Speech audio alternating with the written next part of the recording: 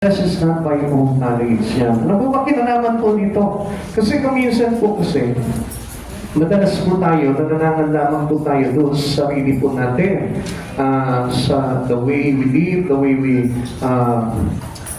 bringing up our life into our future.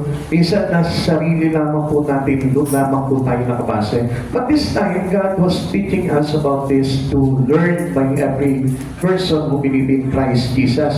Basahin ko po ulit sa inyo yung sabi po dito sa Kawikaan, chapter 3, verse 5 to 6. Kaya huwag kang magtiwala buong puso at lubusan at huwag kang mananangan sa sarili mong karunungan. Siya ay sangguniin sa lahat mong mga balak at kanya kang itutugtog sa lahat ng inyong lakad. Diyos po magpurig sa kanyang banal na salita.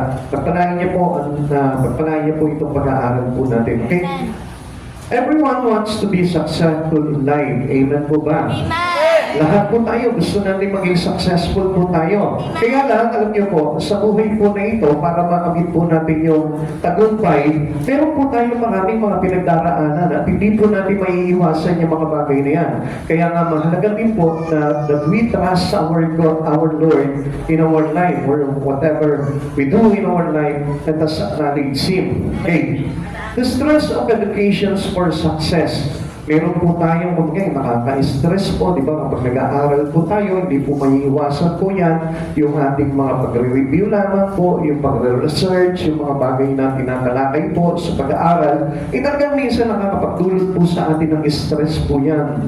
Especially kapag may mga kasabay pa mga problema in our personal life. Hopes of parents, successful children. Yun din po yung pag-asa po ng mga magulang. Yung po, ang kanilang mga anak ay magtagumpay. Kaya nga lang po, sometimes, tayo po yung nadi-discourage, dapat tayo po mismo, frustrate po tayo doon kung ang ating mga anak ay hindi po nagtatagumpay sa larangan po ng mga pangarap po nila na makamit po sa kanilang buhay. Dreams of youth to be successful. Every youth has a dream to become successful in their future. Lahat po yan. Kahit sino po sa atin dito mga bata, sila din po yung nagnanasa po sila, they decide to be successful in the near future. So, gusto nila magkaroon sila ng magandang sasakyan, gusto nila magkaroon sila ng magandang trabaho, magandang negosyo, o kaya naman magandang buhay sa hinaharap. At yan po talaga yung nandito na nakapasok sa ating isipan. But these things are, sabihin po natin, it is only a fleeting things to us. Masasabi po natin na lilipas po ito at maglalaho po itong bagay na ito na somehow hindi rin po natin mapapakinabangan. Pero maganda din po na magkaroon po tayo ng success pagdating po sa buhay na ito. At hindi po na maikakailayan sa buhay po ng mga tao sa mundo po na ito dahil lahat naman po tayo nagdi-desire po talaga tayo ng tagumpay. What is success? Ano po ba ibig sabihin nito? The word defines success mainly by measuring the amount of wealth, power, and popularity a person obtained in this world. Minsan po kasi yun ang sukatan po ng tao para masabing siya'y tagumpay. Yung kayamanan, yung kapangyarihan, at yung kanyang katanyagan. Yan po yung basihan no. Pagka mayaman ka, successful yan. Kapag makapangyarihan ka, successful yan. Kapag halimbawa, sikat ka, tanyag ka, successful yan. Kaya nga, hindi po ito actually yung talagang basihan ng success po talaga eh. What the definitions of success are deceptive and tragic. Sabi po dito, ibig sabihin po nito, ito po yung mapandaya at ito po ay naglalagay po sa atin sa hindi maganda pagdating ng araw because of their focus on what is fleeting and passing and ignore what is lasting and eternal. Yun ang masama po dito at kung bakit po nagiging tragic po yung worldly success. It is because of this fleeting things and passing things na damaan lamang po sa buhay po natin. And we ignore importantly things which is yung pong mga masabi natin yung things that it won't last, yung pong eternal life or eternal things that we could have into our God. Yung po yung nakakalimutan po ng tao, yung po yung madalas na binabaliwala po ng tao. Kaya nga po, ano po sabi po dito ng 1 John chapter 2 verse 17, mapaparam ang sanlibutan at ang lahat ng kinaumalingan nito, ngunit ang sumusunod sa kalooban kalooban ng Diyos ay mabubuhay magpakailanman. That's why we need to trust in God. Kailangan natin talaga magtiwala sa Panginoon dahil nasa kalooban ng Diyos, nasa pagsunod sa kalooban ng Diyos, ang totoong tagumpay ng bawat isa po sa atin. That's why we trust God in our life. That's why we have faith in our Christ Jesus. Hindi naman po para tayo maligtas, kundi talagang tayo ay magtagumpay sa buhay na ito. Because many people, or many people around the world are failed. At hindi po natin namamalayan po yan, even though nakikita natin, wow, galing nila, yaman nila. But still, there are failed. Amen. There are people who fail in the things that is more important to us. Yung mga bagay na mahalaga talaga, yun yung wala sila eh. Meron sila ng mga bagay dito sa mundo na ito, sagana sila sa mga bagay sa mundo na ito, but they still fail. Kung wala sa kanila itong mahalagang bagay na ito, na dapat talaga, yun yung maging kahulugan sa kanila ng tagumpay. Amen. Success can be found in God's direction in all we do. Sa lahat natin ng mga gagawin, kailangan ang Diyos po talaga nagtutupak po dito sa atin. Amen. Meaning siya po yung nagdadirect ng buhay natin kung ano yung bagay na dapat natin kalagyan dito. Amen. Kaya nga sabi ko nga po sa inyo, last week, sabi ko po sa inyo, ang tagumpay po ng isang tao ay hindi dahil sa dami ng kaibigan niya, sa dami ng kayamanan niya, o sa dami ng meron siya. Hindi po aking mahirap ka, hindi ka na pinagpala ng Panginoon. Actually, alam nyo, maraming mahihirap pero hindi natin napapansin sila pala yung successful. Amen. Bakit? Because they trust so much God in their life. Amen. Kung magtiwala talaga sila sa Panginoon, talagang lubos-lubos. Lahat inaasa nila sa Panginoon. And that's how, sabihin po natin na yun po yung tinatawag na God's reliance. Yung tayo po'y nagtitiwala po talaga sa ating Panginoon. Amen. Sabi po dito, the word and its desire pass away. But whoever does the will of God lasts forever. Hindi tayo mauuwalay kapag tayo po ay nagtiwala at sumunod sa kalooban ng ating Panginoon. Amen. How to have God's direction in all we do. Mahalaga po na tayo po'y dinadirect ng ating Panginoon. Sa lahat ng ating gagawin, dapat we are being direct into what God's will into our life. Amen. Kung ano yung kalooban ng Diyos dapat sa iyo. Kaya nga alam nyo, siguro marami pong tao no, nagsasabi sa kanila, siguro dito 100% po dito, 99% na magsasabi po dito na para sa kanya, siya ay dapat na yumaman. Tama po ba? Sino po dito yung nagsasabi na kailangan siya yumaman? Pwede po ba makita yung mga kamay? To be honest, walang kasinungalingan. Ayun na naman kayo eh, kunyari na naman tayo eh. Sino po dito yung nagsasabi na dapat akong yumaman? Come on! Naisiyan yan. Uy, kayo naman oh, nagpaplastikan pa tayo eh. Ilan ay, tataas ako dyan. Ako rin masasabi ko, kailangan ko yumaman kasi marami din ako mga bagay, maraming ambisyon. Kayo nahihiya kayo, ayaw nyo agad ma-rebuke eh. Ang taong takot ma-review, ibig sabihin niya, they don't want to be learned. Ayaw niya matuto. O, come on, ngayon, tingnan po natin. Sino po dito yung nagsasabi na kailangan ako yumaman? O sige, yung iba, maghirap kayo, bahala kayo. Ayaw niyo umamin. Alam ko, 100% of people here in this room nagsasabi na kailangan akong yumaman. Amen. Kasi yan nga po yung nakagista natin eh, na ang kahulugan po talaga ng tagumpay, kailangan maging mayaman ako. Tama ba ba? Amen. Meron po ba nag-iisip po dito yung mahirap, yung pulubi, tagumpay? Wala, di ba? Pero nabasa niyo po ba sa Bible, ito po si Lazaro. At saka yung mayaman, sino po yung talagang may real success po doon? Si Lazaro. Pero yung mayaman, ay yaman-yaman niya, but he failed. Amen. Hindi siya nagtagumpay. Si Lazaro yung tagumpay. Siya yung winner. Amen? Kaya nga kumisa, nakikita natin ako, mahirap ako. Paano ako magkakaroon ng success? Paano ako tagumpay? Mahirap na. Wala na akong kapera-pera ngayon eh. Paano ko masasabi na nagtagumpay ako? But still, alam niyo po, ang sukatan po kasi ng tao, it measures by how wealth he has in his hand. kung gaano yung kanyang kayamanan sa kanyang kamay, kung gaano yung kanyang kapangyarihan na meron siya, kung gaano po yung kanyang katanyagan sa buhay. Yun po yung tinatawag nilang tagumpay. Pero alam niyo po ba ito si Lazaro, yung mahirap na si Lazaro, walang-wala siya, nanginginain lang po siya doon sa mga mugbog na malalaglag doon sa hapag po nitong mayaman na ito. But still, he is a true success. He is the true meaning of success. Bakit? Kasi sa buong buhay niya, kahit mahirap siya, nagtiwala siya sa Panginoon. He entrusted his whole life to God. Kaya nung pagkamatay niya, nakita niya summeterate yung kanyang espiritu, at doon sa espiritu na mayaman siya napunta into the bosom of his our father Abraham. Pero ito pong mayaman na ito, dumiretso po doon. Bakit? Kasi ang akala niya, he is successful dahil alam niyo po ba, common. Ganito po yan. Marami po malimit po sa atin po dito. Minsan sinasabi po nila na sila po successful dahil marami silang pera. Pero ang hindi po nila ito nalalaman na kapag wala si Jesus sa buhay po nila, he don't have a success. Kahit kailan hindi ka magkakaroon ng tagumpay unless you receive and believe in the Christ Jesus, doon lamang po tayo magkakaroon talaga ng success.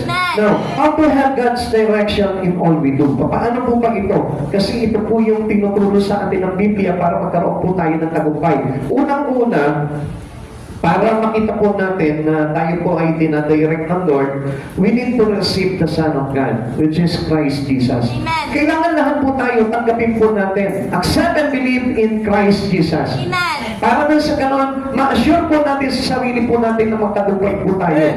Even though you are poor, even though you are an empty, kahit na sabihin mo, walang-wala ka, kahit na ikaw yung pinakadusta dito sa mundong ito, but still, kapag tinanggap mo at nananalig ka sa ating Panginoong Jesucristo, ikaw po ay may tagumpay. Bakit? Ang sabi po kasi dito, not only to receive the Son of God, but we need to trust in the Lord with all thine heart. Kailangan magtiwala tayo sa Panginoon ng buong puso. Hindi lang basta, naniniwala ako kay Jesus, siya nga yung nagligtas eh. But hindi po yun yung basihan po talaga doon eh. Just to receive the Son of God. Kailangan talagang tanggapin mo talaga yung anak ng Diyos na kung saan siya po yung naging bunga ng kaligtasan ng bawat isa sa atin. Receiving Jesus is for us to entrust our life. Pag tinanggap mo si Jesus sa buhay mo, ibig sabihin nun, Lord, sa iyong mga kamay, itinitiwala ko sa iyo ang aming espiritu. Yun po yung sinabi po ni Jesus on the 7th last word. Sabi niya gano'n, Panginoon, sa iyo po itinatagubilin ang aking kaluluwa. So, tingnan po natin, this is how we trust this is how we trust the Lord with all our heart. Ganun po yung pagtitiwala natin. Hindi yung, tiwala ko, hindi ako pababayaan ng Lord. Really, yung po ba talaga, na talaga nagtitiwala ka ba sa Kanya? Kasi kailangan po natin makita dito, para makita natin that we are directing by God into the will of Him, kailangan talaga, ito na po si Jesus po talaga yung pinaglagakan mo ng buhay mo. Samantalang sa mundo po natin, marami pong tao sa iba't ibang bagay sila nakalagak. Mayroon nakalagak ang buhay nila sa pamilya lang, mayroon nakalagak yung buhay nila sa trabaho lang, sa pag-aaral lang, sa mga pangarap lang, o sa mga kagalakan lamang na nangyayari sa kanila sa mundo ito. Marami pong pinaglalagakan ang tao ng kanilang buhay. Pero nakalimutan po nilang ilagak yung buhay po nila into the Son of God. Kay Kristo Jesus, nakalimutan natin, Lord, itinitiwala ko sa iyo itong kaluluwa ko. Itinitiwala ko sa iyo yung mga pangarap ko. Itinitiwala ko sa iyo, Panginoon, yung aking mga problema. Yung mga pinagdaraanan ko, yung kawalan ko, yung karamdaman ko. Whatever I had in my life, tinitiwala ko ito. Good or bad, Lord, tinitiwala ko sa iyo ito. Yun yung nakakalimutan ng tao. This is how we trust God with all our heart. Amen. Hindi pa yung kapag maganda yung pangyayari sa buhay natin, doon lamang tayo nagtitiwala sa Panginoon. God's formula to success begins with pain. Nag-uumpisa yan, kaya nga tayo binibigyan ng Lord ng spirit of faith para na sa ganun manalig tayo sa mga bagay na kayang gawin sa ating buhay ng ating Panginoon. Trust is equals to faith or belief. Pag sinabing trust, medyo malalim-lalim po ito. Di po katulad po ng tinatawag na faith, basta nananampalataya lang tayo o nananalig tayo. Yung trust po kasi, medyo mayroong bagay na parang itetest sa buhay mo ito eh. Like what was written into the book of Hebrews, chapter 11, verse 1. Sabi po dito, this is the real meaning of faith or our trust. Sabi niya po ganun dito, tayo'y may pananalig kung nagtitiwala tayong mangyayari ang mga inaasahan natin at naniniwala saan? Sa mga bagay na di natin nakikita. Sometimes ganito po tayo eh. Para lang tayo maniwala, kailangan there is already a proof. Proof that we can see by our eyes already. Yung nakikita na ng mata mo. Halimbawa, let's say, ito payayamanin ka nito. Pero kung halimbawa, yung tao kaharap na nagtuturo sa iyo na magpapayaman sa iyo, ay mukhang pulubi, maniniwala ka ba doon? Hindi po. Na taong grasa, tapos sasabihin sa iyo nito, ito yung magpapayaman sa iyo. Siguro ikaw mismo, you may get crazy. Parang magiging parang baliw. Ito, ito nga kalagayan nito, tungis-tungis. Ang baho-baho na hindi makapagpagupit ng buhok. Tapos, payayamanin ako nito. Okay, let me tell you these important things that we need to accept in our life. At sino ito? Jesus Christ. Tinignan nila si Jesus, he's weak. At ito yung haring tagapagligtas natin. Nakapayupay sa krus, nakalupay-pay, walang lakas na mararamdaman sa Kanya, but still, siya pala yung magpapayaman sa kaluluwa mo.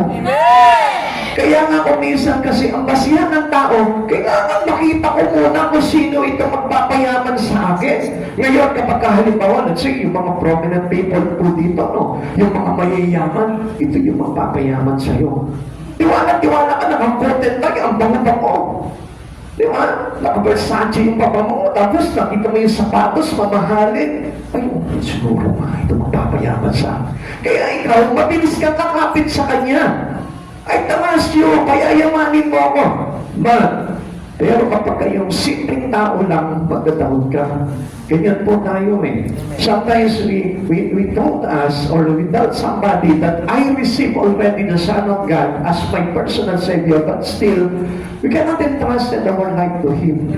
Hindi tayo nagtitiwala sa Kanya. Kasi parang doubted tayo. Jesus, payayamanin kaya ako nito. Kaya nga, di ba makita nyo, wala pang nagkakandarapang paglingkuran siya. Amen.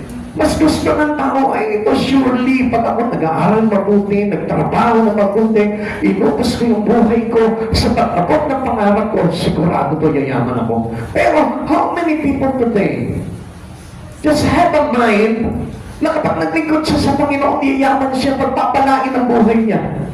How many people today, how many Christians, sabihin po natin, tukuyin na po natin, na kapag po siya naglingkod sa Panginoon, aayos yung buhay niya. Gaganda yung pamumuhay niya, magkakaroon siya ng kapayapaan, magkakaroon siya ng kasaganan, magkakaroon siya ng totoong kagalakan sa buhay.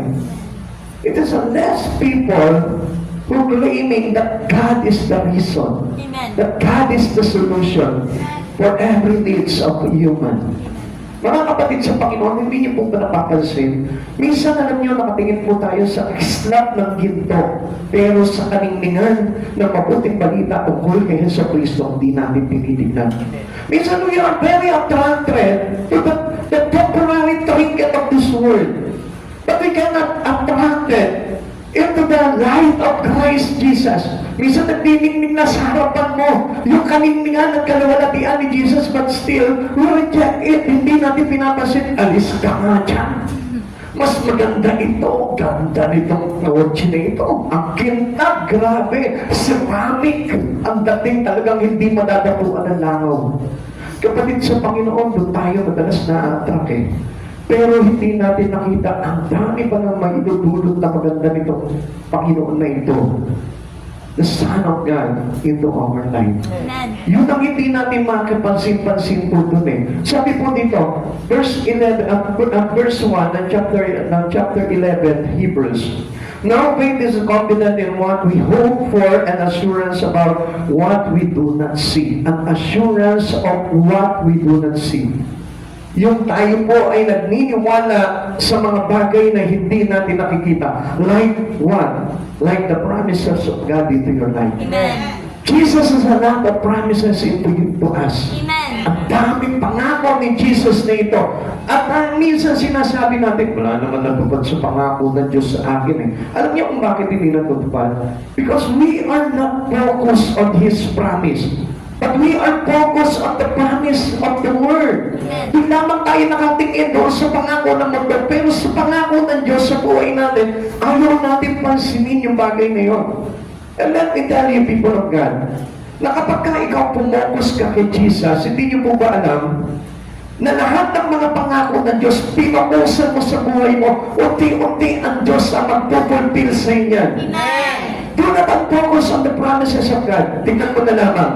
Bakit halimbawa sa iyong ambisyon sa buhay nito, hindi mo ba napapansin unti-unti na kukuha mo yan? Bakit? Kasi nakapokus ka doon eh.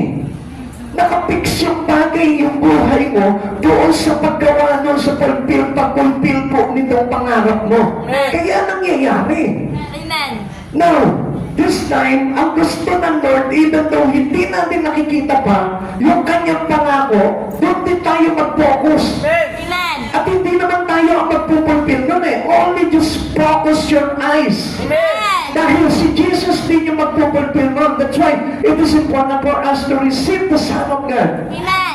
Kasi siya yung fulfillment eh. Siya yung nagpipil ng lahat ng emptiness ng tao. Amen. Kulang ka sa ganito, focus your eyes to Him. Amen. Focus your eyes to the Son of God. Para makita mo ngayon kung ano yung bagay na ipupulpil niya unti-unti sa buhay mo. Amen. Listen, sino po dito yung mga estudyante? Na dati parang mga mahihina yung ganito. Uy, ayaw nila umamin, no? Sino dito yung dati mga mahihina yung ganito? Pero nung time na nag-aral ka, nag-focus ka doon sa tinuturo ni teacher, unti-unti naiintindihan mo na, ay, ito pala. Kaya pala hindi ko maintindihan dati yung tinuturo ni teacher. Kasi pala, dapat ako mag-aral. Pero nung nagsipag ako magbasa ng mga books, nag-research ng mga tinuturo ni teacher, doon ko ngayon naliwanagan na doon pala tayo makakakuha ng knowledge. Amen? Amen. Pag ginawa mo yung tinuturo ni teacher, magkakaroon ka na talaga ng wisdom, magkakaroon ka talaga ng knowledge. Kaya nga mayroon ginagamit sa atin eh. Bilang mga estudyante, may ginagamit na teacher. Bilang mga Kristiyano, may ginagamit na pastor. Na kapag ka nag-focus ka sa aral nila, doon lalago ngayon yung mga bagay na dapat na mangyari sa buhay mo. Amen. Amen. Tingnan mo mga kapatid sa Panginoon, sino po dito yung may mga pangarap? Matutupad ba yung pangarap mo kung hindi ka dadaan ka teacher? Ha? Sino yung nagsasabi dito, oo, kahit walang teacher. Sige nga, sino dito? Pakipatupan lang. Joke lang. Diba? Dadaan ka muna sa teacher mo. Teacher sa nursery, teacher sa kinder, teacher sa grade 1, 2, 3, 4, 5, 6. And then teacher sa high school. Pagkatapos doon, teacher sa college, teacher sa masterman. Tapos pagdating sa trabaho, meron ka pa rin tagapagturo dyan. Amen. May mag-guide pa rin sa inyo. Ganun din po sa buhay po natin. Amen. Before we learn something about God, dadaan po muna tayo sa mga pastor, sa mga apostol, sa mga propeta, sa mga evangelista, sa mga propeta. Doon po, dadaan po tayo doon sa mga tao na yun. Sapagkat sila yung ginagamit para tayo po magkaroon ng tinatawag na success, the real success in our future. At yun po yung bagay na dinadirect sa atin ng Son of God, which is our Christ Jesus. This is how we know if we are directing God's in our life. Dito mo makapasin, dito mo makikita kung yung buhay mo ngayon ay talagang tinutumpak na ng Diyos yung buhay mo. Pero kung wala yung mga tao na yun, na nagtuturo sa iyo ng spiritual, paano ka magkakaroon ng success in Christ Jesus? Never, hindi natin ma-achieve po yun. Kaya nga mahalaga po yung mga tagapagturo sa atin to achieve our success in life. Kaya kung meron kayong mga teacher, dito po, sino po dito yung mga successful na ngayon? Yung mga Meron na po sila, kumbaga, degree holder na sila. Sino po dito yung mga degree holder na? Ha? O yan, magpasalamat kayo doon sa mga naging guru ninyo, sa mga naging teacher ninyo. Sapagkat kung hindi dahil po sa kanila, hindi po kayo magiging successful. Amen? At higit sa lahat, kung talagang gusto niyo ng true success, magpasalamat kayo sa Panginoon. Dahil nagpadala siya ng mga tagapagturo sa atin para i-direct yung buhay natin into the true meaning of success. Amen? Ito po yung mga things that we cannot see, but we trust. That we believe that will be happening to us. Ang sabi po sa atin, trust in the Lord of yours 152 times in the Old Testament. Ito po ay sinabi at naganap sa Old Testament, yung pong tinatawag na trust in the Lord. Ngayon, kung titignan po natin ito, this word is equivalent to believe on the Lord Jesus Christ. Pag sinabing trust in the Lord, ito po yung kumbaga parang mas malalim kaysa doon sa tinatawag na faith in Christ Jesus. Pag trust kasi, itinitiwala mo na talaga. Kasi minsan yung faith, sasabihin naman po talaga ng tao, I have faith in Christ. Meron ako pananampalataya sa Panginoon, pero ang totoo, nagtitiwala ka ba talaga sa Kanya? Naniniwala lang po tayo, okay, mamaya pakita po natin yan. Ngayon, if we believe in Christ Jesus, sabi po na John chapter 1 verse 12, but as many as received Him, to them He gave the right to become children of God, to those who believe in His name. Yung tayo po, sa pangalan pa lang ng ating Panginoong Jesucristo, nananampalataya ka na.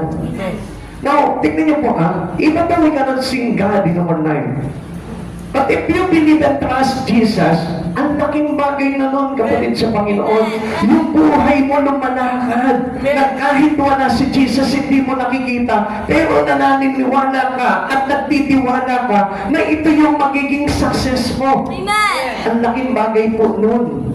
That was very important for us. Receive Christ, receive all.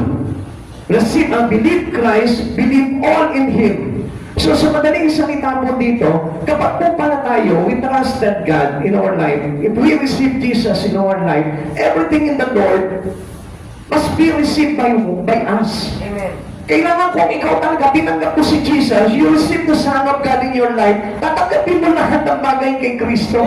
Ano po itong mga bagay nito? Yung pagtuturo niya, the words of God. Yung pag-uhubog niya sa iyo, pagdidisiplina niya sa iyo, tatanggapin mo yan. Whatever God want to avoid in your life, tatanggapin mo rin yun. I-avoid mo rin po yung bagay na yun. Ganun po yung tinatawag na faith in God. Amen. This is how we receive the Son of God in our life. Trusted Him means conversion of our life. Amen. Pag sinabing tayo, nagtitiwala tayo sa Panginoon, kailangan maganap sa buhay po natin yung tinatawag na conversions in Christ Jesus. Amen. Yung buhay po pa natin, na dati po na wala talaga sa Panginoon, unti-unti kinakabig mo na. Inilalagay mo na sa kamay ng Panginoong Jesucristo. Na yung dati ang tiwala mo na sa mundo. Yung tiwala mo na sa sarili mo. Yung tiwala mo na sa tao lang. Pero nung tinanggap mo na si Kristo sa buhay mo, doon mo na natutunan ngayon na tanggapin yung mga bagay na tinuturo sa iyo ng Panginoon. Na kahit na sabihin mo, bakit ganito? Ba't kailangan kong gawin itong mga bagay dito? Eh samantala, ang buhay naman simple lang. Without God, kaya ko mabuhay. Di ba nga marami po dito nag-aaral mga estudyante, even though without God? Come on, tell me the truth. Marami po mga tao sa buong mundo na kahit wala siya sa Kristo, nakakapag-aral. But still, kaya nga natin hindi masabi yun na totoong tagumpay. Pero ang isang tao talaga na nagtagumpay, yung makita mo, graduate ka, nagtapos ka, pero hindi nawala sa puso mo si Kristo. Pinaglilingkuran mo siya, sinasamba mo siya, ipinamumuhay mo siya, at ginagakira mo, respeto mo yung kanyang mga banal na turo sa atin. Yun po yung totoong tagumpay. Huwag mo sabihin mayaman ka. Without God, hindi ka pwedeng tawaging successful. Yung mayaman na meron Diyos na itinataas sa buhay niya, may Diyos na nire-respeto, may Diyos na pinagpipitagan niya, yun po yung totoong tagumpay.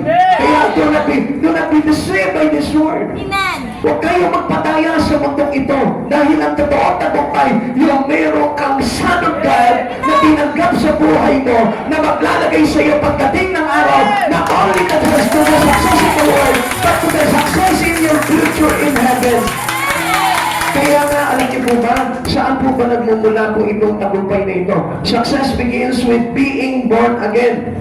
Sabi ko nga po sa inyo, if you truly receive the Son of God, you must have a conversion in Christ. Yung magkakaroon ka ng conversion, ng transformation, yung pagiging katulad ng ating Panginoong Jesucristo. Now, it is written on the book of John chapter 3 verse 3 to 5. Ito po yung kay Nicodemus. Kung kilala po natin si Nicodemus, kaya ko po kanina sinasabi po sa inyo dito na mahalaga ang teacher. Amen. Ang tagapagturo. Ito po si Nicodemus, he is a teacher, a successful teacher. Nicodemus, though successful, needed salvation. Amen. Even your teacher needed salvation. Amen. Even I as a pastor to teach you about the words of God need salvation. Every one of us needs salvation. Amen. Kahit sino ka pa, kailangan mo ng salvation. And without salvation, without having this salvation, there is no success. Hindi ka nagtagumpay, fail ka. Pag hindi mo talaga na-receive itong salvation from the Son of God, I tell you, fail ka. It is the biggest fault we have, aman. At ito ko po masasabi sa inyo na kahit yumaman ka sa mundong ito, kung nakalimutan mo tanggapin ang Diyos na tagapagligtas ng buhay mo, si Jesucristo, hindi ka nagtagumpay. Amen. Defeated ka pa rin. Ito po si Nicodemo, ito po yung missing nawala po sa kanya ito pong salvation na ito. He is successful teacher, but still in need for salvation. He is lost. He was a religious ruler, but was lost. Pinuno po siya ng isang reliyosong gawain, pero still anong nangyari sa kanya? Wala pa rin siyang kaligtasan. Amen. Maaaring ikaw ay isa ng ganap na inhinyero, ganap na arkitekto, ganap na doktor o nurse, ganap na guro, pero still kailangan mo ng salvation. Amen. Every one of us here needs salvation. At kung wala ka pa noon, hindi mo masasabing tagumpay ka na. Sapagkat ang tagumpay ay matatagpuan natin kung tayo ay ligtas na. Amen. Then we begin at the beginning. Anong ginawa niya ngayon? Pinaumpisa niya at pinasimulan niya yung buhay niya to receive Jesus in our life. If you still want receiving Christ Jesus, if you not yet receive Christ Jesus, start this day now to receive Him. Amen. Tanggapin mo na si Jesus sa buhay mo. Umpisa sa oras na ito, kung talagang hindi mo pa tinatanggap si Jesus, tanggapin mo na. Amen. Kasi hindi lamang po sa dami ng kayamanan, sa katanyagan, sa kasikatan, o sa kapangyarihan, masasabi natin tagumpay tayo. Kahit na 10 ang trabaho mo, kumikita ka dyan monthly, 500K, lahat ng trabaho mo yan, still ko, wala ka pa rin kaligtasan, wala ka pa rin tagumpay.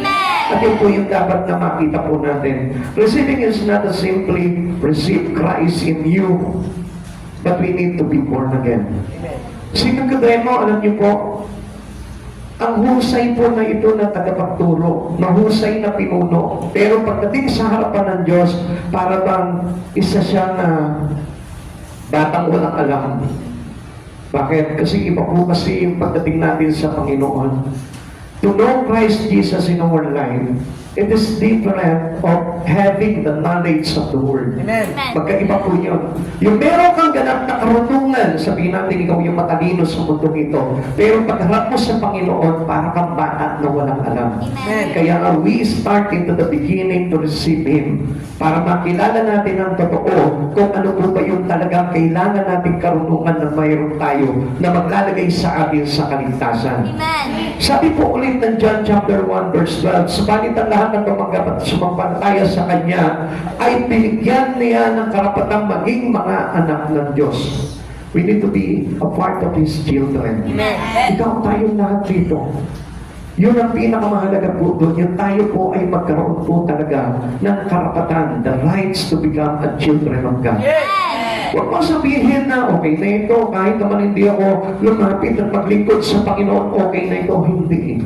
Kailangan natin lahat po yan. Amen. This won't be happen without being born again. Hindi mangyayari po yan. Do not say that you are born again but still nahihirapan kang ilapit yung buhay mo sa Panginoon.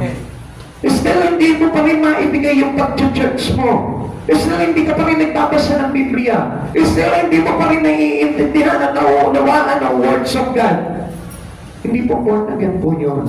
Kaya nga, not only to receive Christ Jesus in your life, but you need to understand all about Him. Amen. Lahat ng mga inaaral niya sa iyo, kailangan maunawaan mo yan. Lahat ng pinagagawa niya sa iyo, kailangan maunawaan mo yan. Lahat ng mga bagay na masasakit na pangyayari sa buhay mo, kailangan maunawaan mo yan. It is a part of being a born again. Dati tayo, nung tayo po ay wala pa sa Panginoon, galit na galit tayo pag may problema eh. Tama mo ba? Lahat tayo naiinis tayo, ayoko na problema. Get out of my way, problem! I don't you! I hate you! Bakit tayo eh? Bigay na bigay yung galit natin. Ayoko na ng problema! Well, tinatakwil natin yung problema, pero this time, nung naging born again ka, nakita mo part pala ng tagumpay mo yan. And we cannot have a success in our life, in our spirit, without this battle. Kung wala po yung mga problema na yan, na tayo po pinaglalabanan, hindi po natin masasabing tagumpay kang Kristiyano. Every Christian has a battle. Kaya nga, we need fight it into the spirit and not into the flesh. Kaya nga nakita niyo po, pag may problema na po ang isang tao, tinataan niya na, pinabraso-braso niya na, pero hindi yun ang kailangan natin. Kaya nga pag may kaaway tayo, anong gagawin mo? Brasuhin mo na yan. Hindi makuha sa salita yan, brasuhin mo. Malaki naman braso mo. Di ba? Lamang na lamang dyan yung mga braso de Mercedes. Yung mga naglalakihang braso, ano, lamang na dyan, pag na-jumpat ka niyan, ewan ko lang, pag hindi ka bumaliktad. Pero hindi po yun eh. Our battle is in the spirit and not on the flesh. Kaya nga, being a born again, pag tumating na po sa iyo yung problema ng buhay, alam mo, another step in my success. Yun na agad ang pananaw mo eh. Pagdating po sa mga problema ng buhay eh. Pagdating sa iyo, pagbungad pa lang sa iyo ng mga pabayarin mo. Another success. Ganun po lang yung mga pananaw nyo. Being born again, ganun na po yung pananaw natin. Pag nakita mo na yung mga maniningin niya, another success! Another step to my success! Ladder to heaven yan, mga kapatid sa Panginoon. Yan po yung hagdanan patungo sa kataas-taasan. Bakit? Kasi pag napagtagumpayan mo yan, ano sabi po sa atin ng Biblia?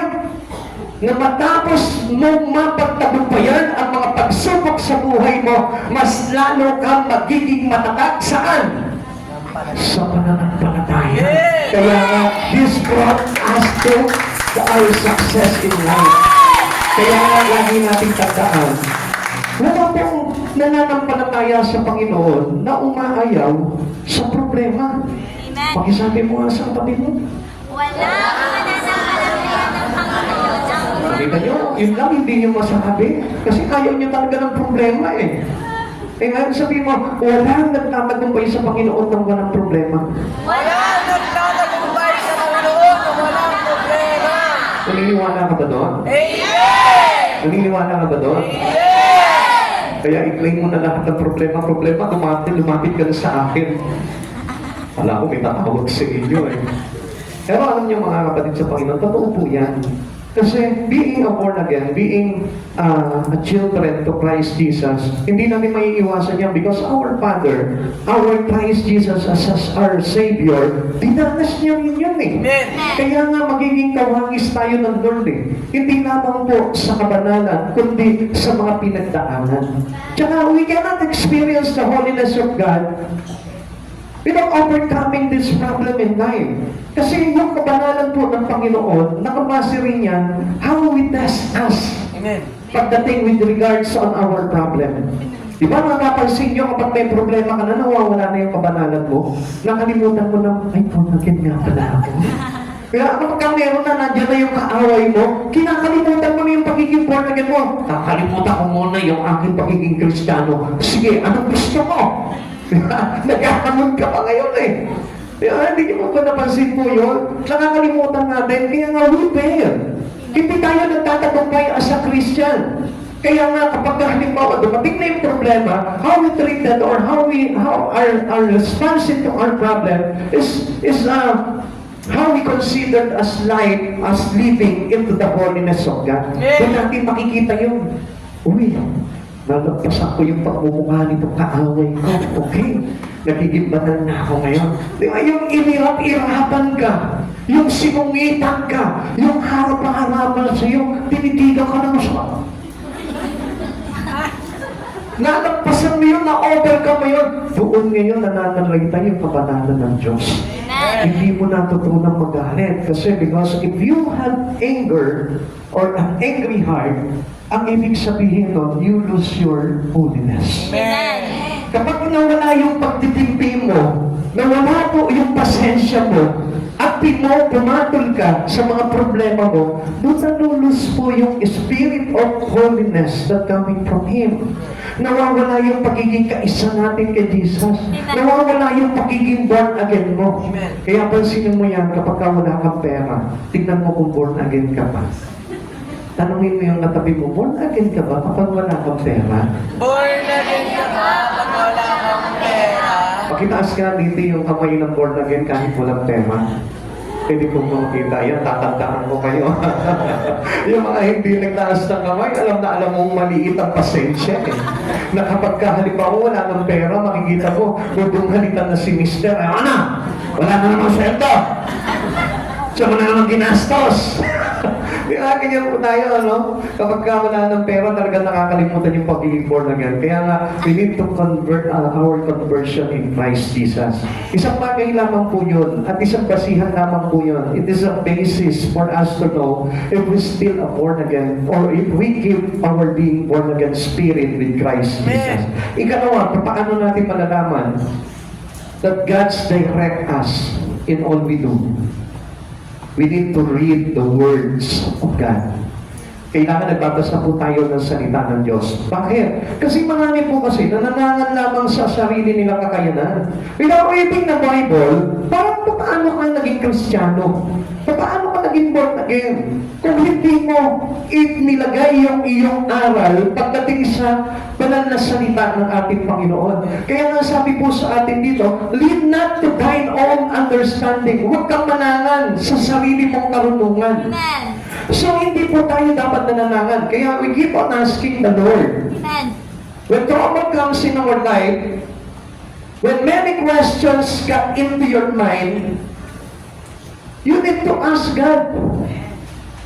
Huwag mo mong sasarilihin yung sagot doon sa problema mo. We need to ask the Lord. Kailangan natin tanungin ng Panginoon, Lord, ano ba yung magandang gawin ko dito? Lord, I need an understanding of this life. What happened to me?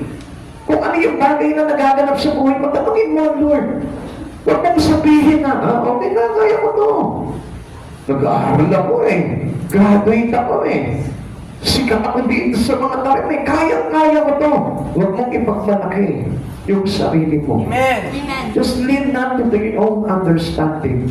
Kailangan mananalig ka at magtiwala ka palagi sa Panginoon. Read the words of God and start a new knowledge. Kalimutan mo kung yung mga bagay na natutunan mo sa mundo pagharap mo sa Panginoon. And this is how we need to practice in our life. The knowledge that coming from His Word. Kaya nga kailangan magbasa tayo na magbasa ng salita ng Diyos para yung knowledge of the Word, papalitan po yan ng wisdom that coming from God. Kaya marami pong hindi na nanditiwala sa Panginoon eh. Kaya nga marami nagsasabi, without God, I can live. Kahit na wala ang Panginoon, mabubuhay ako. Kaya nga, sa pagkakataong ito, nakikita nyo, nagtatrabaho ko, kumikita ako kahit na hindi ako nagsisimba. Di ba hindi niyo po ba napansin? Ang sabi po sa Biblia, bakit yaong mga masasama ay siyang pinagpapala at yumayaman? Mga kapatid sa Panginoon, minsan kasi nadadaya tayo ng ating buhat ng mga paningin. Amen. Dahil ang akala po natin kagandahan ng buhay, yung maging mayaman ka lang sa mundo. Pero ang hindi natin alam nito, yun yung pinakamasaklap na pangyayari sa buhay mo, yung mabuhay ka sa mundong ito nang wala si Yesu Cristo. Amen. Nang hindi mo natutunan yung banal na aral ng Diyos sa buhay mo, because the Word of God is the manual of our life. Amen. And without this Word, your life cannot be directing by God. Amen. Alam niyo, mga kapatid sa Panginoon, kaya lang naman tayo natutuwid listen to this, people of God. Kapag ang isang tao, may knowledge siya about the Word of God, disiplinahin mo, madidisiplina. Pero, without the wisdom that coming from the Word of God, disiplinahin mo, galit sa'yo. Amen po ba tayo doon? Amen. Naniniwala po pa kayo doon? Amen. Sino po dito yung madalas magalit po sa pastor? Naku, magbasa ka na ng Biblia at unawain mo. Para na sa ganun, malaman mo, hindi naman pala si pastor yung nagagalit sa akin, si Lord pala. Hindi naman pala si pastor yung nagdidisiplina sa akin, si Lord pala. Without understanding the words of God, without reading the words of God, we cannot understand the will of God into our life. Amen. Kaya nga alam niyo, nung araw, religyoso po yung pamilya namin. We belong to a Christian family. Yung nanay ko, siya po yung naglilid po ng mga kababaihan po doon sa lugar po namin sa Valenzuela. Yung tatay ko, siya naman po yung naglilid din po ng mga tatay doon po sa amin sa Valenzuela. Ako po noon ay isang sakristan, naglilingkod sa mga pari po nung araw. But without understanding the Word of God, maliligaw pa rin po tayo. Even though you are a religious person, it is nothing. Tandaan po natin, hindi sapat ang pagiging religyoso. We need to understand the Word of God because the Word of God is the will of God. And the will of God, yun yung kailangan maganap sa buhay mo para tayo po ay makapasok doon sa kanyang kaharian. Hindi po yan nababase sa dami ng pinasok mong relihiyon. Hindi yan nababase sa dami ng pinasok mong church sa pag-Christian. Hindi po yan nababase sa dami ng pag-pray mo. Kung hindi mo naman nauunawaan yung kalooban ng Diyos sa buhay mo at hindi mo nagagawa, it is useless. Wala pong magiging saysay yan para magkaroon ka ng tinatawag na kaligtasan. Kaya better to know and learn into our God. Kailangan tayong matuto po talaga at malaman po natin ng ganap yung pong kanyang kalooban. Amen. Human understanding is limited and often faulty. Minsan madalas magkamali po tayo dyan. Kapag tayo po'y nananangan lamang sa sarili po nating karunungan, our learning has not brought key answer to our life. Yung ating mga natutunan po, hindi po yan ang sagot. Susi sa ating tagumpay. Can be educated but miss the truth. Diba? Marami po, mga talagang matatalino naman po talaga sa mundo. Pero pag tinanong mo po sila about the words of God or the will of our God, hindi nila maintindihan. Amen. Come on, nandiyan pa po tayo. Nandiyan pa po ba tayo? Kaya nga, napapansinin mo, alam niyo nung araw, meron mo sa Valenzuela po nung araw, nung ako po yung nangangatok-ngatok ng bahay, nandiyan po ako sa isang abogado. Sabi niya gano'n sa akin, paano ka magkakaroon ng kaligtasan kung halimbawa yung sarili mo po lamang ay hindi mo mabihisan? Sabi niya gano'n sa akin. Sabi ko, actually, wala po iyan sa physical na buhay. Sapagkat ang pagharap po natin sa Panginoon, hindi po natin dala yung ating katawan. Amen. Sabi niya gano'n, paano ko makakapag-church kung hindi mo dala ang katawan mo? Di ba? Nakikita niyo na, pumapasok na po doon yung pagiging, ang tawag ko dito, foolish. Diba? Kasi yung matatalino po talaga ng sanlibutan, kung hindi po sila willing na talagang matuto o maunawaan yung salita ng Diyos, they become foolish to God. Kaya nga yung mga tanong po nila, it's about flesh. Sabihin nila, hindi na mahalaga sa atin yung buhay natin dito sa mundo. Ganun ba? Paano kung wala ka ng makain? Yan, di ba? Mapapansin po natin yung mga sagot po nila. Pero ano po ba yung mga sagot po natin kung tayo po ay adapted into what we need to learn about the Bible? Di ba ang sagot natin, nandiyan ang Lord, hindi tayo pababayaan. Amen. So, nandun yung trust and belief natin pagdating sa Panginoon. Pero tanongin mo yung mga taong wala sa Lord. Ang sasagot sa'yo, Paano ka mabubuhay kung wala kang trabaho? Paano ka mabubuhay kung wala kang pera? Paano ka bibili ng pagkain mo kung wala kang pera? Kapatid sa Panginoon, one thing I tell you, ang kailangan po natin para maligtas is to have faith in Christ Jesus. Yung magkaroon ka ng pananampalataya. Hindi pananampalataya sa kakayanan mo, hindi pananampalataya sa mundo. We need an understanding about the words of God para na sa ganun malaman mo yung pamamaraan para magkaroon ka ng tinatawag na buhay na walang hanggan. And how can we go to heaven if you are only a rich man? Amen. Paano ka ba pupunta sa langit kung mayaman ka lang? Paano ka ba pupunta sa langit kung marami ka ng pera? Kung marami ka ng ari-arian? Pero ano po ba talaga ang kailangan? It is already written in here. Kung ano ang talagang kailangan para makapasok ka sa kaharian ng Diyos. Kaya nga, without reading the Bible, you cannot seek the kingdom of God. Hindi tayo makakapasok sa kaharian ng Diyos kung hindi natin pag-aaralan at uunawain ang salita ng Diyos. Because the Word of God is the manual of life. And this manual is toward the kingdom of heaven. Ito yung magtuturo sa iyo ng daan patungo sa buhay na walang hanggan. Kaya nga marami po can be educated but miss the truth. Maraming marunong ka dito sa mundong ito, pero ang nawala sa iyo, yung katotohanan. 2 Timothy chapter 3 verse 7, lahat na ibig matutunan ng mga babaeng ito, ngunit kailanmay di sila nakakaunawa ng katotohanan. Alam niyo po, nung binabasa ko ito, ano ba yung sinasabi nito?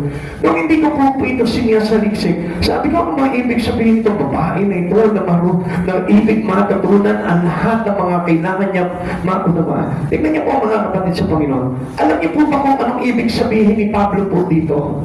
Ang ibig sabihin po ni Pablo po dito, many Christians today wanted to learn anything in his life. Lahat gusto niya matutunan. Gusto niyang yumaman, gusto niya matutunan kung paano maging successful dito sa mundo, gusto niya matutunan kung paano siya maging tanya, gusto niya matutunan kung paano siya magkaroon ng kagalakan, gusto niya matutunan everything in the world, even the things in God, gusto niya matutunan. But the problem is, hindi niya manaunawaan. And we cannot understand the things in God, the things in His Word, kung hindi natin tatanggapin yung ating Panginoong Jesucristo. The first thing that we need to do in our life, having the directions of God, is to receive the Son of God. Amen. At ang ikalawa is to read the words of God. Amen. Kapatid sa Panginoon, hindi mo maiintindihan ang salita ng Diyos kung hindi mo tinatanggap yung author dito. Amen. Amen. Amen. Kaya natanggapin mo muna si Jesus Christ because He is the Word of God. He is the Word. Jesus is the Word, and the Word is Christ Jesus. And we cannot understand the Word without having Christ Jesus in you. Amen. Kailangan tanggapin mo si Jesus na maluwalhati sa puso mo, magtiwala ka sa Kanya, manampalataya ka sa Kanya, and all the knowledge that you need in your life must have in you when Christ Jesus giving you. Amen. Pag binigay sa iyo ni Jesus yung Espiritu niya, doon mo lamang mauunawaan ang words of God. Dati simple, yung John 3:16, hindi ko maunawaan. Bakit? Kasi wala pa sa akin si Kristo. Hindi ko maintindihan John 3:16. Ibinigay yung kanyang bugtong na anak upang sino man sumampalataya ay hindi mapahamak, kundi magkaroon ng buhay na walang hanggan. Ganun lang pala kasimple yun. Pero hindi po pala ganun yun. It is really complicated to live in John 3:16. Para maipamuhay mo yung John 3:16, kailangan mo na magtuklas ka ng kaunawaan pagdating sa kaalaman o pagdating sa kalooban ng Diyos sa buhay mo. Kailangan maunawaan mo yung kalooban ng Diyos. Not simple, okay, I believe in Christ Jesus, okay, hindi na ako mapapahamak. Magkakaroon ako ng buhay na walang hanggan. Hindi po yun.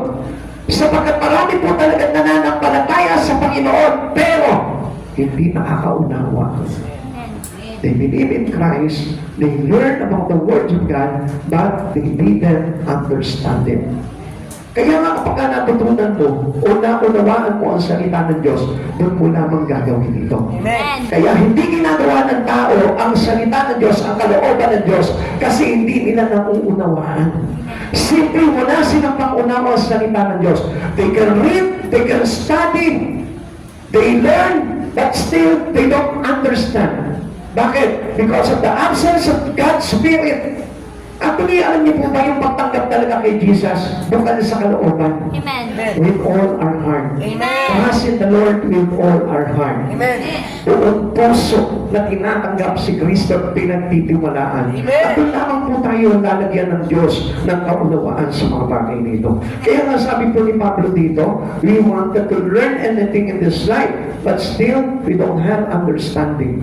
Hindi natin maunawaan. Kaya nga mga kapatid sa Panginoon, kailangan na tanggapin mo talaga ng buong puso si Kristo sa buhay mo, panampalatayaan mo siya, para na sa ganon, pumasok sa atin yung kaunawaan pagdating sa Espiritu ng Panginoong Jesucristo. Ininihim po sa mga hangal, yun po ang mabuting balita ng Diyos. Pero sa ating mga tumatanggap at patuloy na tumatanggap kay Jesucristo at gusto talagang magbigay ng buhay kay Jesucristo, maliwanag po natin nakikita yung kahulugan ng kanyang mga salita. Amen. The Bible gives God's view of life. Tignan po natin kung ano yung mga views of life po natin dito. It impart wisdom. Ang Diyos mo nagbibigay po niyan, hindi ang tao, hindi ang mundo, hindi yung titulo mo, hindi kung ano ka sa buhay na ito, kundi ang Diyos ang nagbibigay po sa atin ng karunungan. Awit 119 verse 99, ang lahat kong mga guro, tingnan niyo po yung sinabi ni David dito, galing eh. Hanga po talaga ako, napahanga po talaga ako dito, namangha ako dito sa sinabi ni David rito. Ang lahat kong mga guro, ang unawa ko ay higit, pagkat ang aral mo turo ang laman ng aking isip. Ibig sabihin po pala nito, if you receive your understanding and we learn from the words of God, daig mo pa lahat ng matatalino sa mundong ito. Amen. Sapagkat ang karunungan ng Diyos ay suko ang karunungan ng buong mundo. Amen. Tandaan nyo, ang karunungan na kailangan natin, yung karunungan na nagmumula sa Panginoon. Sapagkat yung karunungan ng mundong ito, dito lamang po yun. Hindi niya kayang talastasin yung mga bagay patungo sa buhay na walang hanggan. Subalit yung karunungan na bigay sa atin ng Panginoon, nakakatalastas po ito ng mga bagay na dapat mong gawin para makarating ka doon sa kalwalatian ng Diyos. And without having this wisdom that coming from God, hindi ka talaga mapaparoon sa kanyang kaharian. Amen. Hindi tayo mapupunta doon. At kaya nga kalimitan po, they hate the words of God. They hate all the things in God. Bakit? Because of lack of wisdom. Amen. Sabi po ni Hosea, people destroy because of lack of wisdom. Nawasak ang aking bayan dahil sa hindi pagpapahalaga sa mga alituntunin ng Diyos. Amen. Kaya nga kapag pinapahalagahan natin yung mga disiplina sa iyo ng Diyos, yung mga pagtuturo sa iyo ng Diyos, yung mga aral na ibinibigay sa iyo ng salita ng Diyos, doon naman po tayo magkakaroon ng kaligtasan. Amen. Kaya sabi ko nga po sa inyo, it is truly complicated, the words of God. Yung John 3:16, hindi ganun kasimple yun.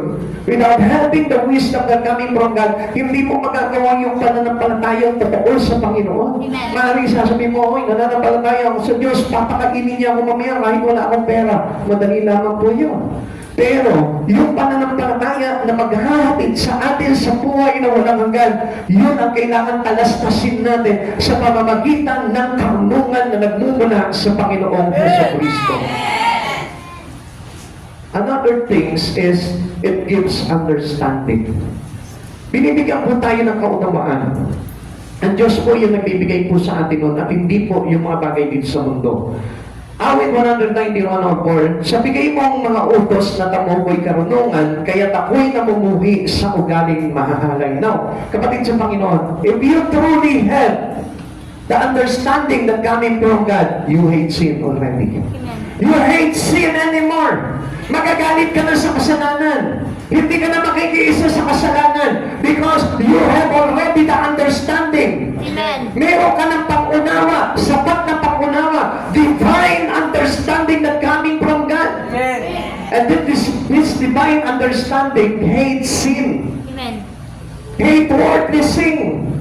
At gusto ko na malaman po ninyo, dito mo matatalastas sa sarili mo, dito mo mauunawaan kung ikaw ba talaga ay mayroon ng totoong kaunawaan pagdating sa kalooban ng Diyos.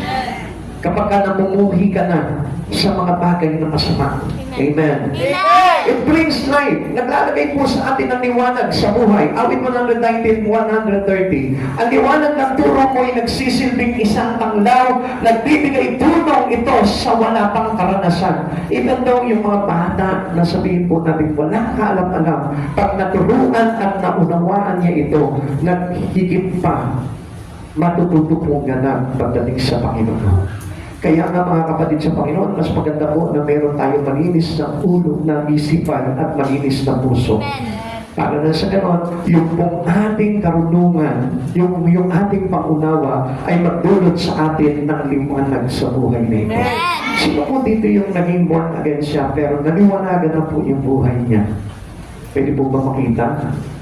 Sino po naman dito yung hanggang ngayon madilim pa rin ang buhay niya? Na sa tingin niya, wala, hindi ako maniligtas.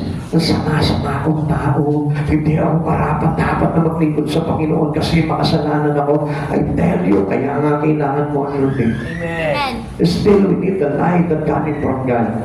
Kasi lahat po tayo, masasama naman tayo eh. Amen. Lahat tayo, makasalanan tayo. That's why we need the God in our life para na sa ganun maliwanagan po tayo. Amen. At yun sa liwanag na yun, matututunan po natin kung paano po talaga tayo ma-enlighten.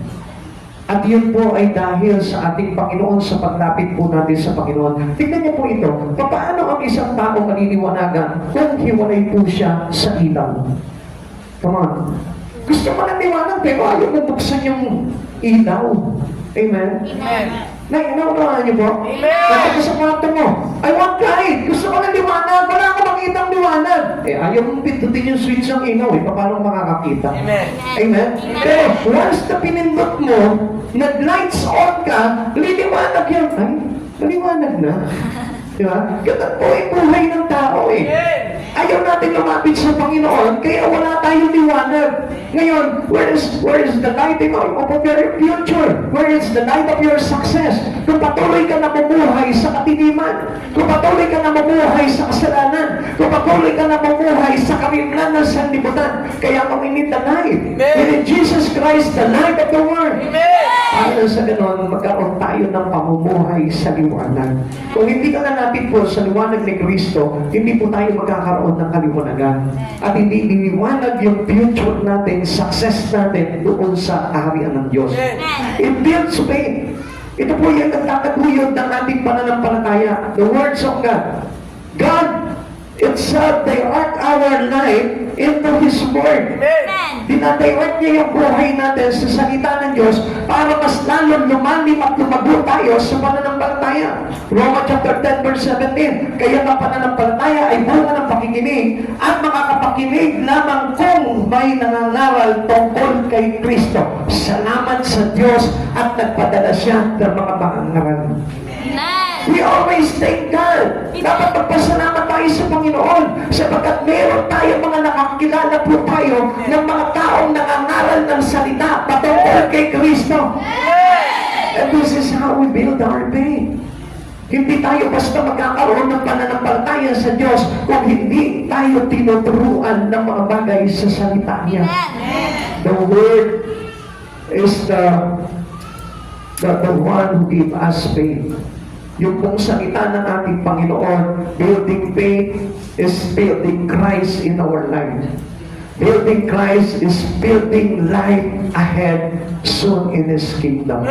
Kaya nga mga kapatid sa Panginoon, when we build our faith, we build Christ on us. Itinatatak natin si Jesus sa buhay natin, at kapag natatak si Jesus sa buhay natin, natatatag yung tinatawag na buhay na walang hanggan. Kaya napakahalaga po talaga ng words of God. Kung mayroon ka pananampalataya, hindi ka nagbabasa ng salita ng Diyos, hindi ka nakikinig, wala po yung pananampalataya mo. Amen. Hindi totoo yung pananampalataya. Amen. Kasi ang pananampalataya ay lumalago at nagtatatag po kay Kristo kapag tayo po ay nag-aaral ng salita ng Diyos. Ikatlo, recognize the hands of God. How to have God's direction in all we do. Una, receive the Son of God. Ikalawa, read the words of God. At ang ikatlo, recognize the hand of God. Amen. Ikaw ba naiintindihan mo na lahat ng bagay na magaganda at nangyayari sa buhay mo ay galing sa gawa ng mga kamay ng ating Panginoon? Dulot ng kabutihan ng kamay ng Diyos Ibig sabihin, it is the help of God in your life. Amen. Kung bakit ka gumaling, it is the help of God. Amen. Kung bakit na umasenso sa buhay, it is the help of God in you. Kung bakit po na naubos yung mga problema mo, na-solve mo lahat ng problema mo, it is the help of your His Son. Amen. Kaya nga, ang sabi dito, in all thy ways acknowledge Him. Isanggunin mo sa Panginoon lahat ng iyong gagawin. Lahat ng mga dumarating sa buhay mo, isanggunin mo sa Kanya. Lahat ng plano mo, isanggunin mo sa Panginoon. Let us trust everything into the hands of God. Huwag sa kamay mo. Walang kapangyarihan yung kamay mo. But the hands of God is powerful. Amen. Sa kamay ng Diyos, makakatagpo po tayo ng kasagutan sa mga pinagdaraanan po natin. God can touch everything. He can touch the things to your success. Kaya niyang ibuhin yun. Kaya niyang i-touch kung ano ba yung bagay na hadlang sa iyong tagumpay para magtagumpay ka. Amen. Kaya nga lagi mong tandaan, kailangan po natin talagang ma-recognize na ang Diyos ang nag-iingat sa buhay ng isang tao. Amen. Ang Diyos ang gumagawa sa buhay ng tao. God is at work in all events in our life. Kung may problema ka, nandiyan ang Diyos. Amen. Pag masaya ka, nandiyan din ang Diyos. Pag umiiyak ka, nandiyan din ang Diyos. Kasama mo siya.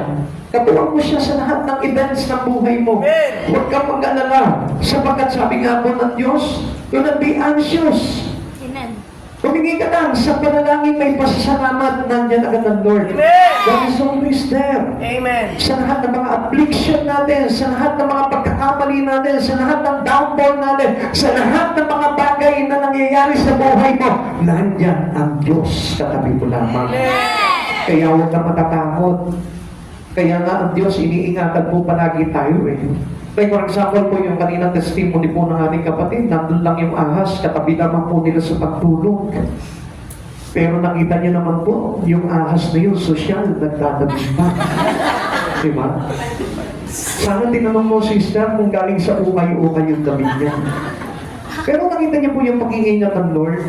Ang sabi niya nga po doon eh, di ba? Kahit ang tapakan mo ay mga ahas. Di ba? Ahas na mabagsik. Hindi ka maaano. So, ang ibig sabihin po nito, ang Diyos na nag-iingat po sa atin, He is work with us. Amen. Andiyan palagi ang Diyos nung time na iyak ka ng iyak dahil nasasaktan ka. Pero hindi mo pa alam, biglang tumigil yung pagluha mo, napalitan ng ganak. Alam niyo po ba kung sino yung humihimas sa likod mo? Hindi yung kaibigan mo, kundi yung Diyos na totoong kaibigan mo. Amen. Jesus yun. Yung naninigip yung dibdib mo dahil sa sobrang galit mo. Pero mamaya-maya, isang hiyo mo lang, lumuwag na yung dibdib mo. Alam mo kung sino may gawa nun? Si Jesus. Amen. Yung nag-iisip ka ng pambayad at laki-laki ng babayaran mo, tapos mamaya-maya, bayad na pala. Si Jesus yun, mga kapatid sa Panginoon. Kaya nga, in all events of our life, nandyan si Jesus. Amen. Kaya wala tayo dapat na ikatakot sa buhay po natin. Amen. Amen. Ano ang pangyayari sa buhay ng tao nandun si Jesus? All things are of God. Sabi nga po ng 2 Corinthians chapter 5 verse 18. Ang Diyos ang gumagawa ng lahat ng ito sa pamamagitan ni Kristo. Ibinilang niya ako kaibigan, di nakaaway, at hinirang niya ako upang panumbalikin sa Kanya ang mga tao. Kaya nga kapatid sa Panginoon, tingnan niyo po ha. All this is from God. Lahat ng bagay sa buhay po natin sa Diyos po yan. Amen. Kaya nga kung hindi natin isasangguni sa Panginoon, if we cannot acknowledge God in all things in our life, hindi po mangyayari maging maganda ang buhay ng tao. Kaya nga sabi ng Lord, in all your ways acknowledge Him. Amen. Mga kapatid sa Panginoon, kung sino man sa atin po dito ay humihingi talaga ng direksyon ng Diyos sa buhay natin para maging maayos ka, kailangan lahat isanguni mo sa Kanya. Amen. Lahat ng plano mo, ng decision mo, lahat ng bagay na ginagawa mo into your personal life, isanguni mo sa Panginoon, makikita mo, and He will direct your path. Amen. Amen. Siya yung magdadirect, siya yung magtutumpak, siya yung magtutuwid ng landas ng buhay mo. Amen. Kung sa tingin mo ngayon, nasa baluktot na pamumuhay ka, keep on trusting God. And acknowledge in all your ways. Amen. Lahat ng bagay na gagawin mo, acknowledge mo sa Kanya, makikita mo, unti-unti yung dating gusto mong buhay, inaayos niya, yung dating bisyo mo, tinatanggal niya, yung dating kasamaan mo, tatanggalin niya, yung kasalanan mo, na nananalaytay pa sa dugo mo, tatanggalin ng Lord yan. Ito tapat ng Diyos yan, kasi lumalapit ka, nagtitiwala at sinasambuli mo sa Kanya. Lahat ng bagay na ina-acknowledge mo sa Panginoon, aayusin ng Lord yun because God is the organizer of our life. Ang Diyos ang nagtutuwid nun, ang Diyos ang nagtutugtog nun. Kaya kung may kabuluhan ka sa buhay, isambuni mo na sa Panginoon, iaayos ng Diyos yan because God is our God supporter. Ang lumalapit sa Panginoon, nagpapatugtog yan, nagpapa-organize yan, nagpapaayos ng buhay yan. Ang walang lumapit sa Panginoon na itinakwil yung pagtatuwid ng Diyos. Amen. In all our ways, acknowledge Him, and He will direct your path, and He will straight your path. Itatuwid ng Diyos yan. Kaya lang kung minsan, we ignore the discipline of God in our life. Inaayos ng Diyos yung buhay mo eh. Ayaw ng Diyos na pumangit yung iyong timpla ng buhay. Ayaw ng Diyos na para maging mapait yung timpla ng buhay mo. Gusto niya patatisin yung timpla ng buhay mo para na sa ganun, sumarap yung pamumuhay mo at umabot sa buhay na walang hanggan. Sino dito yung mayroong buhay na mapait? Na para bagang isinusuka ka na kapag ka mayroong kang mga kasama. Na para bagang binabaliwala ka na ng tao, ibig sabihin ng kapaitan po yun. Yung para bagang ang ilap-ilap sa iyo ng tagumpay. Yung para bagang ang ilap-ilap sa iyo ng kayamanan ng mundo, kagalakan, kasiyahan, kapayapaan, para bagang pinagkakaitan ka sa mundong ito. Pasabit natin yung buhay mo. Acknowledge God in your life. Isaguni mo ngayon yung buhay mo, Lord. This is my life. Ikamada mong isa-isa lahat ng pangit na nangyayari sa buhay mo sa harapan ng Panginoon. Lord, this is me. I am a sinner. Isa akong mga kalunya. Isa akong magnanakaw. Isa akong magdaraya. Isa akong magdarambong. Isa akong mapang-alipusta. Isa akong mapang-api. Ilahan ko lahat sa Panginoon yan. This is I, Lord. I am a sinner. And I live for you, Lord. Kailangan kita. Isa ko masamang tao na nangangailangan ng pagtutuwid at pagbabago. Acknowledge God. Huwag tayo magmalaki sa Panginoon. God is telling you about your sin. Katulad nung sinabi niya doon sa isang babae doon sa balon, sabi niya, oo, tama ka. Wala kang asawa. Ang totoo ay 5 na yung iyong kinakasama. Subalit yung kinakasama mo ngayon ay hindi mo asawa. Kapatid, inamin niya kay Jesus yun. Yes, Lord, isa akong maraming babae. Pero ano sabi ng Lord? Umayo ka. Ipapalita mo sa iyong sambayanan na pinatawad ka sa iyong kasalanan. Yung babaeng na huling nangangalunya, hinarap ng mga self-righteous people sa Panginoon. Sabi ni Jesus, bumato ang hindi nagkasala. That they realize walang bumato sa kanila dahil lahat sila makasalanan. Pero, ang sabi pa talaga ni Jesus dito, you are not an adulterer. Hindi ka natatanggalin niya eh. Hindi sinabi ni Jesus yun. Kundi isinulat niya sa lupa yung kanyang kautusan. At doon nahayag yung lahat ng kasalanan nitong babae na ito na nahuli sa pangalo niya at isa pa na doon yung mga nalaman niya. Pero ang sabi ni Jesus, go and sin no more. Binigyan ng kaayusan ng Diyos yung kanyang makasalanang buhay. If you lay whatever evil doings of you in front of God, lahat mo sa Panginoon yun. Sabihin mo sa Lord, Lord, makasalanan ako. sa ako walang kwentang tao na nangangailangan ng isang Diyos na maglilinis ng lahat ng aking kasalanan. Amen. Kapatid, if you want to change, kung gusto mo na i-organize yung buhay mo, just go with Christ Jesus. Lumapit ka sa Kanya. Huwag mong itatakwil ang Panginoon sa buhay mo because He is the one that we need. Amen. Siya yung kailangan natin. Amen. At walang ibang makakapagtuwid ng buhay natin. Walang ibang makakapagbago ng buhay mo. Walang ibang makakapaglinis ng kasalanan mo. Walang ibang makakatanggal ng lahat ng mga batik na nangyari sa iyo. From the past up to now, si Jesus lang ang makakapaglinis nito. Kaya nga, sabi po dito, in all things work together for our own good. Nangyari man sa iyo yung mga pangit na bagay na yun. Nangyari man sa iyo yung mga pabibigat na pagkakasala na yun, but still, ano sabi ng Lord? In all things, God work together for our own good. Maaaring pinahintulot ng Lord para magising ka sa katotohanan. Maaaring pinaranas ka ng mabibigat na pamumuhay para magising ka sa katotohanan at maayos ang buhay mo. Isang bagay naman po yung gagawin po natin just to make us realize what is the good when we have Christ Jesus already in our heart. Kung gaano kabuti na mayroong Jesus sa buhay mo, doon mo ma-realize na maganda pala ang ginagawa ng Diyos sa buhay mo. Amen. Minsan nasasaktan tayo. Bakit ganito tingin nila sa akin? Bakit ang sama-sama ng tingin nila sa akin? Tingin lang ng tao yan. Pero may ginagawang mabuti sa iyo ang Panginoon. Amen.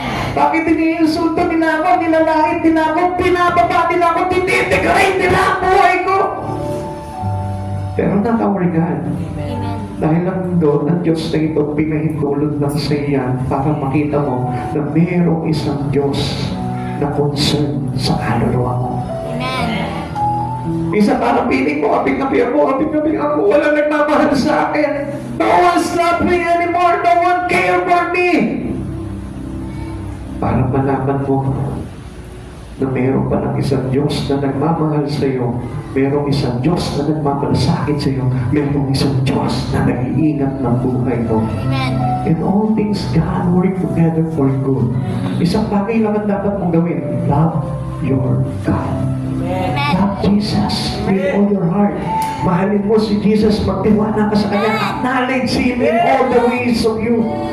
See God's hands in everything. Ang Diyos ang gumagawa niyan. Kamay ng Diyos yung gumagawa sa inyo. Kung nakikinig ka man ngayon sa salitang ito, this is not my own word. This is the word of God into your life. This is the hand that works in you.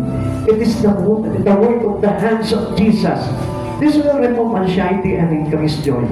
Marami kang alalahanin, marami kang kapalisaan. Then, makikita mo kapag nagtiwala ka sa kamay ng Diyos, yung pamamaraan ng Diyos sa buhay mo, makikita mo, doon ka magkakaroon ng kagalakan. This will make you a positive, praising person. Na kahit nandun ka sa negatibong mundo, pero ikaw, umaalit ka sa Panginoon, nagpupuri ka sa Panginoon, positive.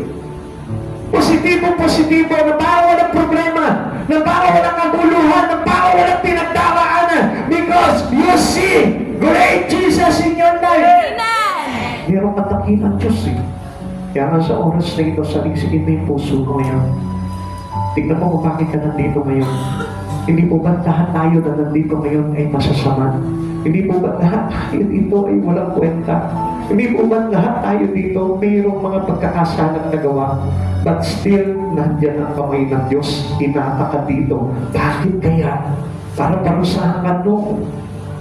Just to forgive all your sin. Para sabihin sa iyo, anak, limutin mo na yung kasalanan mo. From the very beginning of your life. From the very beginning of your journey in your sin. Forget it all about. Just receive me. Sabi ng Diyos, tanggapin mo ako.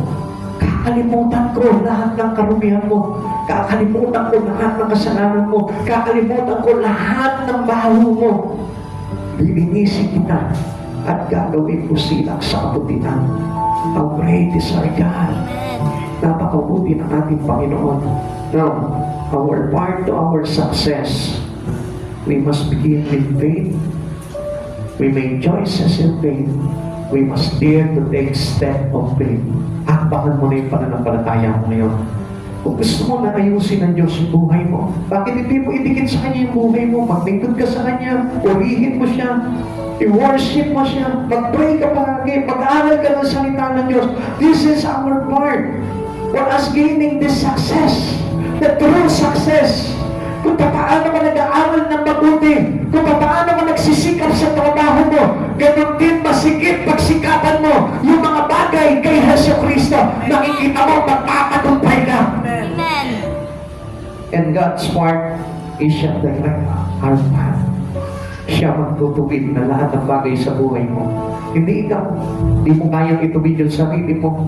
Hindi mo kayang ayusin yung buhay mo. Hindi mo kaya yan. Only Jesus can do. Amen. Siya lamang po yung makakapagtuwid mo. Naalala mo yung dati ng bisyo ko po nung araw. Lahat ng bisyo nasa akin na. Lahat ng maisip mong bisyo nasa akin na. Lahat ng kasamaan nasa akin na nun. Sabi ko, paano ko magbabago? Tinry ko magbago sa pamamaraan sa sarili ko, pero hindi ko nagawa. Tinry kong iwasan ng sigarilyo. Iniwasan ko ang anak. Iniwasan ko ang droga. Iniwasan ko ang masamang barkada. Pero pabalik-balik lang. Bumabalik pa rin ako. But then, when Jesus came unto me, nung dumating sa buhay ko si Jesus, tinanggap ko si Jesus sa buhay ko, isang iyak lang sa Kanya at isang hingi ng tawad sa Kanya, binago niya lahat sabay-sabay. Amen. Yung pagiging addict ko nawala instantly. Yung pagiging lasinggero ko nawala. Yung pagiging chain smoker ko nawala. Yung mga night ko, yung mga kasamaan ko, yung mga kasalanan ko, yung mga karumihan ginagawa ko araw-araw, tinanggal ng Diyos dahil He is directing my path. Siya na po yung nagtutuwid ng aking landas. At kung gusto mong ipatuwid yung landas mo sa Panginoon, bakit hindi mo hingin sa Kanya? Because this is the successful living. Ito po yung talagang tagumpay na pamumuhay sa buhay nilo. Hindi yung snaki ng pera mo, kundi yung unti-unting naayos pamumuhay mo. Amen. Yung unti-unting natatalikuran mo lahat ng kasalanan mo. Yung unti-unting nalilihis na yung buhay mo sa mga bagay na masama at napupunta ka na sa kabutihan at kabanalan ng Diyos. Knowing God's will and doing it, this is a successful living. Having the leading of God every day, this is a successful living. Now, hayaan mo na ituwid ng Diyos yung buhay mo. At sa oras na ito, kung nakikita mo na meron ka pa mga masasamang ginagawa, kung meron ka pa mga bagay na hindi nagiging kalugod-lugod sa Panginoon, sabihin mo sa Lord, Lord, direct my path. I will acknowledge you in all my ways, Lord, and He will direct your path. Tayo po tatay ko ngayon. Kung namili mo sa harapan ng Panginoon, lahat ng mga pagkakakulang mo, lahat ng pagkakasala mo, lahat ng karumihan mo, aminin mo sa Panginoon, huwag kapahiya sa Kanya. Sapagkat ang Diyos, handa kang unawain sa mga bagay na pinagdaraanan mo sa oras na ito. But if you ask God to change your life, to change your way, He will direct your path. Ang Diyos ang mag-aayos ng mga bagay na gusot sa buhay mo. Only trust in the Lord with all your heart. Manalig ka ng puso, buong kaluluwa. Come on, let's take it seriously. Yung mga kabataan ko dito, na patuloy po na hindi pa tumatanggap sa Panginoon, bakit hindi mo tanggapin si Jesus right now? At sa oras na ito, napapakilala sa iyo ang Panginoon bilang mabuti at dakilang Diyos sa buhay mo. Willing siyang ipatawad lahat ng mga kasalanan na gawa mo from the past up to now. Willing siya na linisin niya. Willing siya na mabuhin lahat ng mga pagkakamali na gawa mo. Willing siya ayusin yung iyong karakter, yung iyong attitude, yung iyong ugali. Willing siya ayusin yung takbo ng pamumuhay mo. Just lay it all to God. Come on. Kapatid sa Panginoon, may pag-asa ang buhay. Ang lahat na nagtitiwala sa Panginoon ay umaasa ng dakilang pagbabago mula sa ating Panginoong Jesucristo. At sa oras na ito, kapatid, Gusto ko na malaman mo nandiyan sa harapan mo ang Panginoon Yesu Kristo. Pinapakinggan niya kung ano yung bagay na come on, makinig lamang po tayo sa Panginoon. Come on, please. Kausapin mo ang Panginoon. Nandiyan siya sa harapan mo ngayon. Ipagtapat mo sa Kanya kung ano yung bagay na nais mo na maayos sa buhay mo. He is the God who organizes our life. Siya yung Diyos na magtutuwid dito. Siya yung Diyos na magpapago ng buhay mo. Just trust the Lord with your humble heart na may magpapakumbaba, na may mababang kalooban, sapagkat lahat ng pinatawad ng Panginoon sa lahat ng kanyang pagkakasala ay buong pagpapakumbaba na humingi ng tawad sa Panginoon. Humingi sa Lord. Nadarama yung gaan ng kalooban. Nararamdaman niya yung presensya ni Jesus na humahangras sa kanyang likuran at nagsasabi sa kanya, anak, wala ka nang dapat na ipag-alala. Nilinis ko na lahat ng iyong kasalanan. Come on, give your life to Jesus. Ibigay mo sa kanya ang buhay. Ipagano mo sa kanya ang buhay mo. Hallelujah. Glory to Jesus. Hallelujah.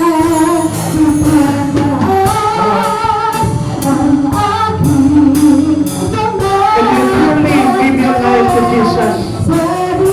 Aminin mo sa kanya lahat ng bagay na nagagawa ko. Lahat ng pagkukulang ko, lahat ng mga bagay na kasama. Ano man yung mga bagay na hindi mo nagagawa na susunod. Hindi mo natawag sa kanya. Sa pagkakapagod Diyos, at kailanman hindi ka iniiwan. Iniwanan ka ba ng mga tao, but God is still there for you. Itinakwil ka man ng sanlibutan ito, but God, the family of God, will receive you into eternity. He loves you so much. Mahal ka ng Panginoon. Jesus is our Lord. Jesus is our Savior. He is the source of our salvation. He is the source of our forgiveness. Come on, ask forgiveness. Hallelujah, Jesus. Sa mga pagkakamali ito, pwede mo ipapagpag sa Lord yan. Pwede mo maayos sa Panginoon lahat ng pain mo. All the broken things in you, pwede mo ipaayos sa Panginoon yan. Come on, isang bagay na hinihingi ng Lord sa iyo, yung pagpapakumbaba.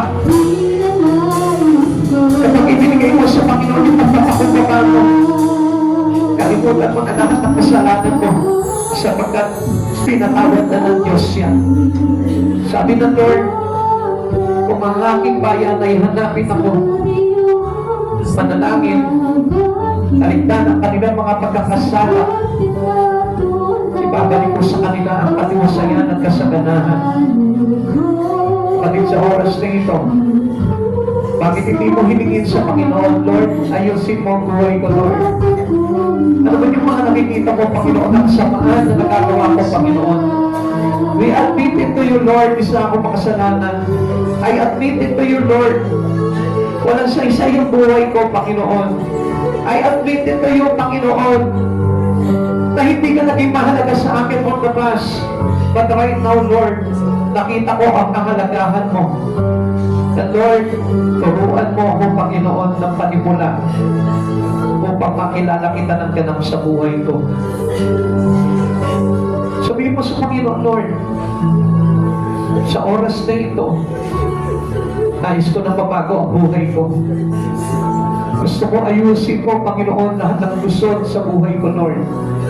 Tagalin mo sa akin, Panginoon, lahat ng karumihan. Sa sapagkat sabi mo nga po, Lord, walang puwang sa iyong kaharian, Panginoon, ang mapaggawa ng mga kasamaan. Panginoong Jesus, gusto namin sa iyong piling, Lord. Ayaw namin mawalay sa iyo. Ayaw namin, Panginoon, na mawala sa iyo, Lord. Ano bang pagkukulang namin, Panginoon, iniyuyuko namin sa iyo ito, God. Ng buong pagpapakumbaba, Lord. Sapagkat wala naman po talaga kami may pagmamalaki sa iyo, Panginoon. We know, Lord, na gusto mo lamang itupang ang aming buhay, Panginoon. Sapagkat ayaw mo na mawala kami sa iyo. At higit sa lahat, ayaw mo na hindi kami makasama sa buhay na walang hanggan. And this time, mag-pray ka sa Panginoon. Pasenyohan mo sa Panginoon sa puso mo.